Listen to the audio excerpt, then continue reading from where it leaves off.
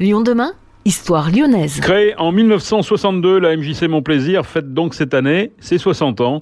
Partie de 70 adhérents, elle en accueille aujourd'hui 3000. Elle fait travailler quelques 156 salariés pour 233 activités. La structure comprend aujourd'hui 2 sites, le site historique de l'avenue des Frères Lumière et un autre rue Garon-Duret, l'espace des 4 vents, ouvert en 2015. La MJC Mon-Plaisir est une véritable institution. En 2022, à quoi sert une MJC ? Interview inspirante avec le directeur Brice Gourdol. Alors la légende, il m'a été rapporté comme légende que c'était un petit peu en opposition avec la maison des jeunes des États-Unis, qui était ils appelaient ça le building des maisons des jeunes et de la culture, qu'un groupe de jeunes a eu l'initiative de faire émerger, de créer cette association qui est devenue la MJC Mon-Plaisir. Au départ, la première année, c'était une poignée de 70 adhérents pour aujourd'hui atteindre, on va dire hors période Covid, 3000 adhérents. Donc on peut dire qu'elle a fait un bon bout de chemin depuis la poignée de jeunes au fond d'une cave qui a eu cette idée à la grosse structure qui compte 3000 adhérents. Il y a eu un bon bout de chemin qui a été effectué. Quel type d'activité on trouve aujourd'hui dans une MJC et dans celle-ci en particulier ? Alors j'ai envie de dire tout, et il faut qu'on trouve tout dans une MJC. Sur nos activités régulières, on va aussi bien trouver des activités sportives que des activités artistiques, des activités à vocation culturelle.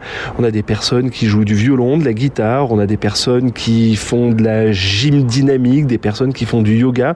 Et je pense que l'essentiel pour une MJC, c'est de rester ouvert aux nouvelles pratiques et d'accompagner l'émergence de ces nouvelles pratiques. Il y a beaucoup de clubs sportifs, des clubs d'escrime, des clubs de foot qui sont nés en étant au départ des sections d'une MJC et puis qui sont émancipés. Alors des fois, les au revoir ont été un peu douloureux, mais il y a beaucoup de clubs sportifs qui sont d'abord nés dans des MJC. Et je pense que c'est la vocation de nos associations que d'accompagner ces pratiques émergentes, de trouver un espace là où elles n'en trouvent pas ailleurs pour pouvoir commencer.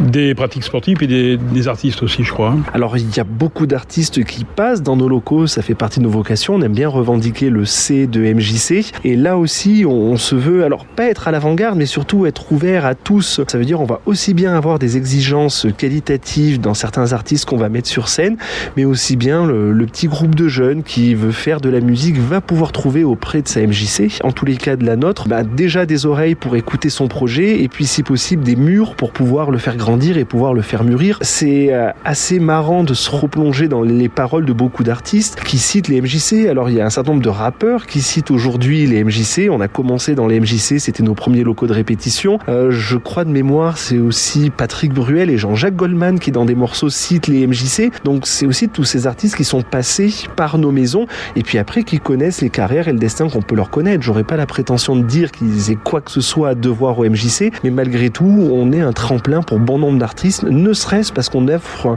un espace de bienveillance pour ces jeunes artistes qui ont envie de s'exprimer. Ils savent que à la MJC, on a le droit de venir, on a le droit d'essayer, on a le droit de rater, on a le droit de recommencer, on a le droit de re-rater, on a le droit de recommencer, et ainsi de suite. C'est un espace de bienveillance pour les pratiques. MJC, ça nous ramène aux années 60, 70, c'est ça l'appellation MJC. Aujourd'hui, ça sert à quoi une MJC dans une ville, dans un quartier ? Alors si je jargonne, on dit qu'on participe du développement social local, mais ça c'est la terminologie qu'on utilise avec les techniciens de la ville de Lyon. Moi j'aime bien dire j'aime bien le terme anglais de centre communautaire. Alors on n'aime pas le mot communautaire en France parce qu'il nous renvoie à d'autres choses, mais moi c'est un espace où la communauté des habitants de Mon-Plaisir ou de l'espace des 4 vents peut se retrouver pour faire ses pratiques. C'est un lieu, c'est une maison qui est ouverte à toutes et à tous sans aucune distinction, sans aucune discrimination, où on peut venir avec son projet et son idée. C'est pour ça que j'aime bien moi l'idée de centre communautaire à l'anglo-saxonne qui est vraiment, on est un espace au milieu de la ville qui appartient aux habitants et où les habitants peuvent venir faire leurs pratiques et ou peuvent venir développer leurs projets. Tiens, on a envie de mettre en place une AMAP, tiens, on a envie de mettre en place des composteurs, c'est à la MJC que je peux venir le faire. Vraiment ce rôle au cœur du quartier, au cœur de la vie des habitants, c'est là le rôle de la MJC. C'est facile encore de trouver des gens qui s'investissent, notamment comme bénévoles, ou est-ce que la plupart des gens viennent pour consommer une activité, le judo Alors on a souvent le sentiment que beaucoup de personnes viennent consommer l'activité. Quand on creuse un petit peu avec elles, on se rend compte qu'elles ont beaucoup plus conscience que ce qu'on pense de savoir là où elles sont. Elles savent qu'elles viennent dans une association. On nous expose souvent les 2 arguments pour pas s'engager plus avant dans la vie de la MJC, c'est le temps. J'ai pas le temps. Oui, oui, je suis papa de 3 enfants et puis je travaille à côté, c'est pas évident de trouver du temps pour être bénévole. On nous expose souvent la question des compétences, mais en fait moi je suis pas compétent pour être bénévole dans une MJC. Ce à quoi on répond sur la question du temps, il y a autant de manières de s'engager que ce qu'il y a de bénévole. On peut être bénévole en consacrant 1 heure de son temps. En plus aujourd'hui les nouvelles technologies font qu'il y a plein de nouvelles manières de s'engager. Et sur les compétences, la seule compétence nécessaire pour rejoindre la vie de la maison, c'est d'être engagé sur son territoire et envie de faire bouger son territoire. Donc c'est une compétence qui est assez accessible, me semble-t-il. On cherche pas des compétences particulières pour faire de la comptabilité. Non, on a une comptable qui fait ça très bien. Par contre, ce qu'on cherche, nous, c'est des gens engagés qui ont envie de faire grandir le territoire de Montplaisir, qui ont envie d'y faire pousser des initiatives. C'est la seule compétence qu'on demande. C'est une des plus grosses MJC d'ailleurs de la ville et peut-être même de France. Qu'est-ce qui explique justement ce dynamisme ? D'abord, je pense que le tissu urbain est très favorable au MJC. Le fait de la concentration urbaine regroupe les adhérents à une échelle de territoire qui rend nos activités dans un périmètre de proximité qui est très facile. Après, je pense qu'il y a une culture lyonnaise. Alors pour le coup, j'ai pas connu tous les exécutifs lyonnais, mais il y a toujours eu une bienveillance, me semble-t-il, de la part de beaucoup d'élus et de municipalités de Lyon vis-à-vis des associations d'éducation populaire qui reconnaissent bien le rôle et l'utilité de nos associations. Je pense qu'il y a eu alors des dynamiques locales qui y sont propres, la densité urbaine qui joue, mais aussi une intelligence de la part des politiques qui ont toujours su considérer la place et l'engagement des citoyens à travers les associations d'éducation populaire. Et ça, je pense que c'est le fruit d'une politique forte à travers, et puis qui s'inscrit de manière durable. Si on est des associations, je dis, on est comme des arbres, on met longtemps à pousser et ça se casse très très vite, on coupe très très vite une association. Et je pense qu'on a eu des municipalités qui, au fil du temps, ont eu à cœur d'accompagner la croissance de ces associations et qui ont fait ça de manière très très intelligente. Alors je suppose que pour l'anniversaire, il y a une recherche de mémoire, mais il y a aussi les perspectives.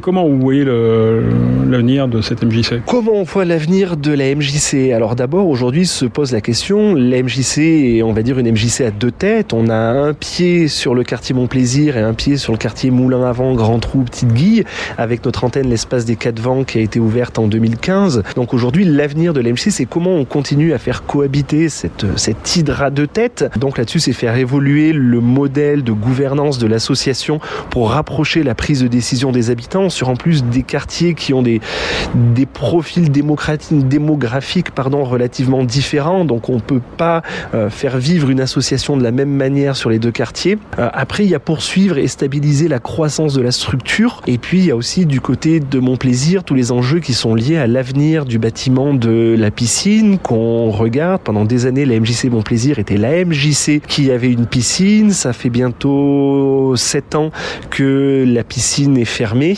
Et on est très curieux et on a beaucoup d'envie sur ce qui pourrait naître sur ce ténement. Des enjeux différents en fonction des territoires, parce qu'effectivement, sur l'espace des 4 Vents, on voit aussi beaucoup de constructions qui arrivent. Ça va très certainement renforcer la mixité du quartier, mais aussi renforcer les besoins des habitants en termes de pratiques de loisirs et pratiques culturelles. Et sur Montplaisir, le besoin d'asseoir les pratiques et peut-être les diversifier, parce qu'on a toujours des besoins, j'ai pu l'évoquer, des salles de terre pour pouvoir conduire des ateliers de poterie ou céramique. C'est des choses sur lesquelles on a énormément de demandes. Puis surtout que sur les 2 équipements, on est plutôt dans des situations où on a des files d'attente pour les activités, où on a des listes d'attente pour les activités, que plutôt devoir courir après les adhérents. Alors il y a des activités pour lesquelles on court après les adhérents, mais c'est choisi, c'est parce que c'est des activités nouvelles qui n'ont pas encore trouvé leur public, mais c'est aussi notre rôle et notre gageur que de pas faire que ce qui marche, mais d'expérimenter, de prendre des risques. Voilà. Le directeur de la MJC Montplaisir, Brice Gourdol, le festival d'activités Les Kyrielles s'installera les vendredis 10 et samedi 11 juin sur la place Ambroise Courtois. En septembre, une exposition retraçant l'histoire de la MJC Montplaisir sera présentée à la Passerelle avant de s'installer à l'espace des 4 Vents, puis à la mairie du 8e. Les équipes de la MJC Montplaisir vont aussi réaliser une comédie musicale prévue pour clore cet anniversaire en décembre prochain.